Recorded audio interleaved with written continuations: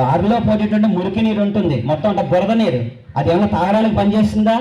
పనిచేయదు. కానీ గంగా జలం ఏం చేస్తుందండి? మొత్తం అంతా కూడా గంగా జలలవ కణికాపీత, ఒక్క బొట్టు చాలు ప్రాణాన్ని నిలబడుతుంది. కాబట్టి నీ ప్రాణం నిలబడాలంటే గంగా జలం కావాలి. ఆ జలానికి గంగామాత అని పేరు. అటువంటి జలాన్ని ఒక్క బొట్టు తాగితే ప్రాణం ఎలా అయితే నిలబడుతుందో, నువ్వు భగవద్గీత 18 అధ్యాయాలు కూడా చదవలేకపోయినా ఒక్క శ్లోకాన్ని కనుక నువ్వు తీసి దాన్ని జీర్ణం చేసుకోగలిగితే నీ భగవంతుడు అంటే ఏంటి, నీ భగవంతుడు ఎవరో, నీతోటి ఎలా మాట్లాడతాడు అనే విషయాలన్నీ కూడా ఆ ఒక్క శ్లోకం చెప్తుందండి. కాబట్టి అటువంటి భగవద్గీతను మన పిల్లలందరికీ కూడా మనం చెప్పించాలి. అలా చెప్పిస్తే ఈ పరధర్మం నుంచి మనం బయటపడతాం.